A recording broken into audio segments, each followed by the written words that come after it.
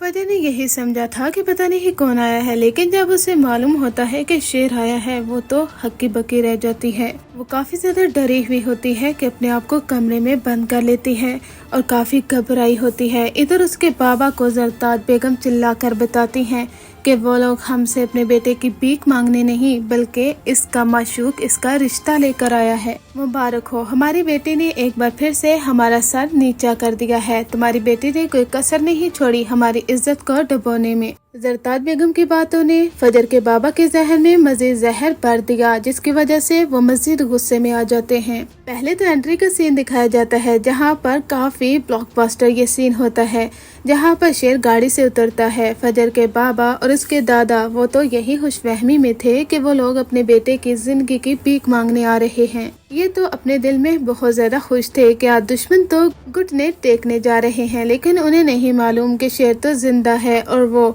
उनकी आंखों के सामने इस तरह से खड़ा होगा और उनके बेटे का हाथ मांगेगा। जब शेर गाड़ी से निकलता है उसके बाबा दंग रह जाते हैं, लेकिन सब लोग अंदर भी आ जाते हैं। शेर सब लोगों से मिलता भी है, लेकिन उसके सर पर कोई हाथ नहीं फेरता क्योंकि है तो वो दुश्मन ही ना। जब वो उनकी बेटी के रिश्ते की बात करता है वो लोग दंग रह जाते हैं, लेकिन ड्रामे में ट्विस्ट तो उस वक्त आता है जब फजर के बाबा वहाँ पर आते हैं। वो अपने सामने शेर को जिंदा सलामत अपने पाँव पर खड़े देखकर दंग रह जाते हैं। और फिर जरदाद वहाँ पर मजीद आग लगाती है और कहती है कि तुम्हारी बेटी ने जीते जी हमें मार डाला है, दुश्मन के बेटे को सही करके हमारे आंखों के सामने लाकर खड़ा कर दिया है। और क्या चाहती है तुम्हारी बेटी? ये जरदाद की आग से भरी हुई बातें होती हैं कि उसके बाबा को इस हद तक गुस्सा आता है कि वो गुस्से से कहते हैं कि फजर। और इधर फजर काफी ज्यादा हड़बड़ाई हुई होती है क्योंकि वो जानती है अपने बाबा के गुस्से को। उसे ऐसा लगता है कि उसके बाबा अब उसे जिंदा नहीं छोड़ेंगे, लेकिन उसके बाबा हाथ से पकड़कर उसे नीचे लाते हैं और बाहर की तरफ चले जाते हैं। शेर की जो गाड़ी खड़ी होती है उस गाड़ी की खिड़की खोलकर फजर को अंदर धक्का देते हैं, लेकिन फजर बाहर आती है और कहती है बाबा मुझे माफ कर दे, मेरा कोई कसूर नहीं है। लेकिन उसके बाबा कहते हैं कि आप मुझसे माफी मत मांगना, माफी मांगने का कोई जवाज रहता नहीं है। आप फजर, मैंने कहा था मेरी बेटी ने मुझे बेटा बनकर दिखाया है, इसने तो जीते जी हमारा सर फहर से बुलंद कर दिया है, लेकिन मुझे नहीं मालूम था कि मेरी बेटी मेरी ही दुश्मन निकलेगी। आज मुझे मालूम हुआ है दुश्मनों से बढ़कर बड़ा दुश्मन तो अपने ही घर में था जो कि बेटी की सूरत में है। फजर बहुत ज्यादा रोती है, अपने बाबा की मिन्नतें तरले करती है, कहती है बाबा मुझे माफ कर दें, क्या आप मेरे हाथों को मुझसे रंगना चाह रहे थे? आप जानते हैं मैं एक डॉक्टर हूँ, मैं एक पेशेंट की जान कैसे ले सकती हूँ?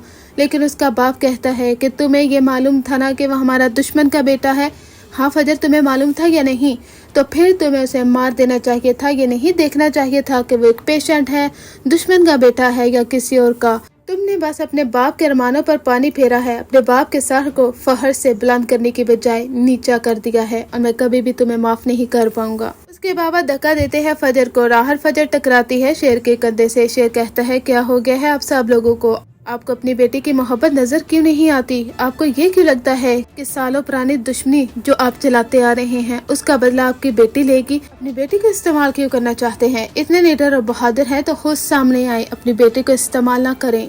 ये सुनकर तो और ज्यादा उसके बाप का खून खोलता है कि दुश्मन का बेटा कैसे उससे बात कर रहा है। अब उसके बाबा दरवाजा बंद कर देते हैं और कहते हैं आज के बाद फजर हमारे लिए मर चुकी है। इधर सब घर वाले काफी ज्यादा दंग रह जाते हैं। फजर का बाप कहता है कि फजर हमारे लिए मर चुकी है, अब कोई भी इस घर में फजर का नाम तक नहीं लेगा। लेकिन उनकी वालदा कहती है क्या हो गया है आपको? लोग तो सौतेली बेटियों के साथ ऐसा नहीं करते जो आप अपनी सगी बेटी के साथ सलूक रवा रख रहे हैं। लेकिन जरदाद बोलती है और कहती है कि क्या हो गया है तुम्हें?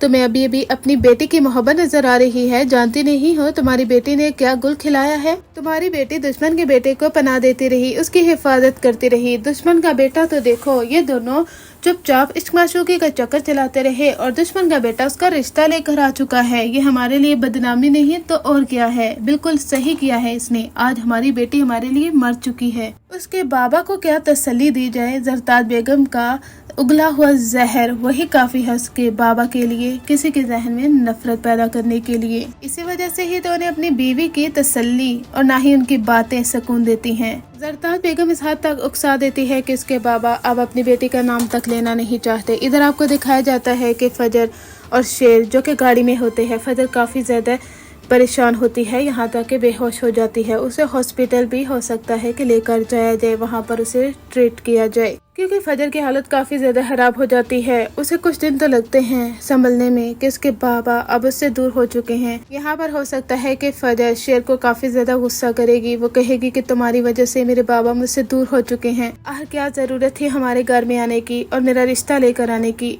क्या तुम जानते हो कि मेरे बाबा ये सब बर्दाश्त कर लेंगे?